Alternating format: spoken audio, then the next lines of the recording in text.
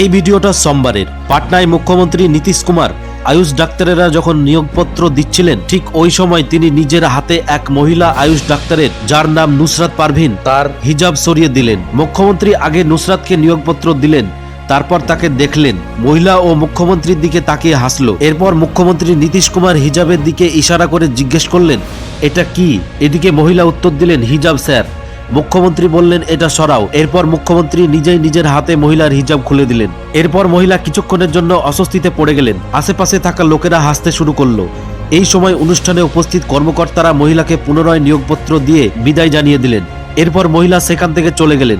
এই অনুষ্ঠানে মুখ্যমন্ত্রী নীতিশ কুমার ছাড়াও ডেপুটি সিএম সম্রাট চৌধুরী, ডেপুটি সিএম বিজয় কুমার সিনহা, বিহার সরকারের মন্ত্রী বিজয় কুমার চৌধুরী এবং স্বাস্থ্যমন্ত্রী উপস্থিত ছিলেন। সোমবার মুখ্যমন্ত্রীর বাসভবনে হওয়া অনুষ্ঠানে 1283 আয়ুষ ডাক্তারকে নিয়োগপত্র দেওয়া হয়। এই ভিডিওটা সেই সময় বলে জানা যাচ্ছে। আর এই ঘটনার ভিডিও শেয়ার করে আরজেডি লিখেছে, এটা কি হয়?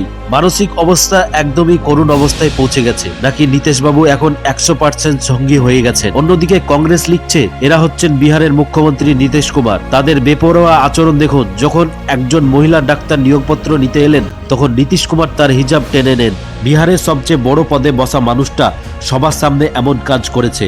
ভাবুন তো, রাজ্য মহিলারা কতটা নিরাপদ থাকবে? এই নোংরামি ক্ষমার যোগ্য নয়।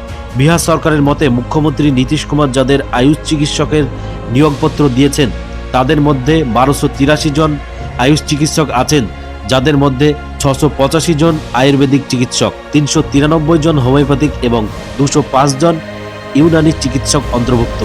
এইসব 1283 আয়ুষ চিকিৎসককে জাতীয় শিশু স্বাস্থ্য কর্মসূচির আওতায় চলমান চিকিৎসা দলে অন্তর্ভুক্ত করা হয়েছে।